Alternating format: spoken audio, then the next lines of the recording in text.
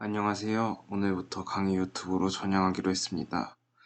오늘의 강의는 컨테이너입니다. 강의 커리큘럼은 컨테이너에서 쿠버네티스, CI/CD 모니터링 등의 커리큘럼으로 진행을 할 예정이고요. 사실 제대로 짠 게 아니라 어떻게 될지는 잘 모르겠습니다.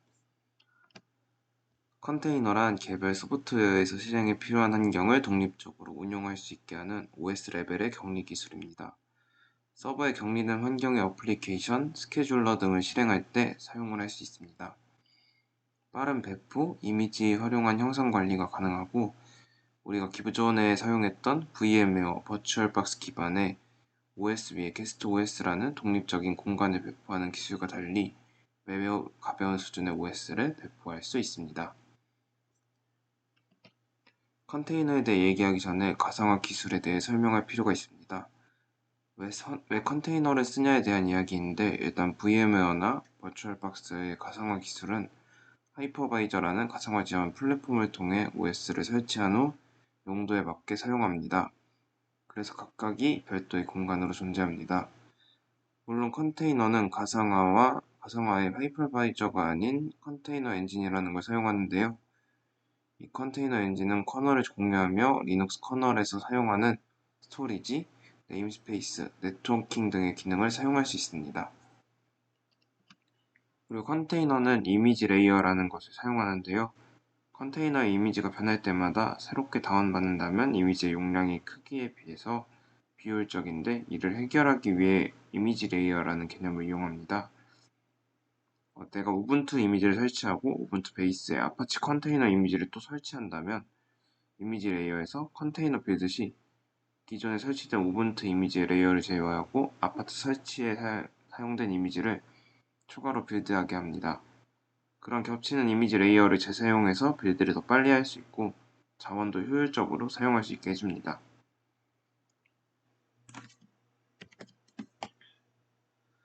그래서 왜 컨테이너를 사용할까요? 다양한 이유가 있을 수 있습니다. 첫 번째로 자원을 경량화할 수 있습니다. 한정된 자원을 최대한으로 이용하기 위해 컨테이너를 채택할 수 있습니다. 두 번째로 클라우드 네이티브 추세에 맞출 수 있습니다. 각 기능별로 컨테이너를 만들 때 싱글 페일리얼, 빌드 환경에 대한 유연함을 주기 위한 MSA 패턴을 사용한다던가 ECS, ACS 같은 컨테이너 시스템 등의 컨테이너 기반 기술을 사용하는 클라우드 서비스를 최대한으로 활용할 수 있습니다. OS 제한을 덜 받을 수도 있습니다. 격리된 환경의 이미지를 사용하기 때문에 이미지가 잘 돌아간다면 이식성 있는 서비스를 어디서든 사용할 수 있습니다. 영한 기업에 대한 이미지를 줄 수도 있습니다. 남들이 다 하는데 나만 빠질 수 없는다는 약간 그런 느낌 때문에 영한 기업의 이미지, 대세를 따라간다는 듯한 이미지를 주기 위해서도 컨테이너를 사용하기도 할 수 있습니다. 상태 유지를 위해서도 사용합니다. 향상성이 요구되는 것들, 우리 회사에서는 컨테이너 내 로그 파일 위치가 바 로그 메시지에 어플리케이션 경로에 있어야 된다 하는 요구사항이 있을 때 이런 이미지를 만들어서 상태를 유지할 수 있도록 지원을 할 수 있습니다. 컨테이너는 이럴 때 사용하는데 이럴 때는 안 쓰는 경우가 좋은 경우도 있습니다. 그래서 컨테이너를 안 쓰는 경우입니다. 서버의 관리가 필요한 경우입니다. 유지 보수가 필요한 경우인데요.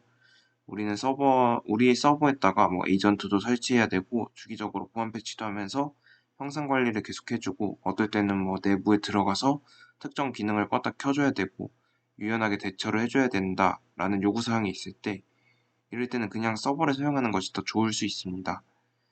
컨테이너 관리에 대한 요구되는 기술을 쓰기 싫을 때입니다. 기존에 사용하던 방식에서 컨테이너 관리를 해야 된다고 하면은 기업 단위들에서는 반발이 있을 수밖에 없습니다. 트러블 슈팅을 하거나 사용에 있어서도 배워야 되고 이런 것들이 비용적으로 수지 타산이 맞지 않는 경우도 있을 수 있습니다. 관리 포인트가 늘어나기 때문에 컨테이너를 사용하지 않는 경우도 있습니다. 윈도우 서버를 사용해야 될 때 컨테이너를 사용을 지향하는 경우도 있습니다.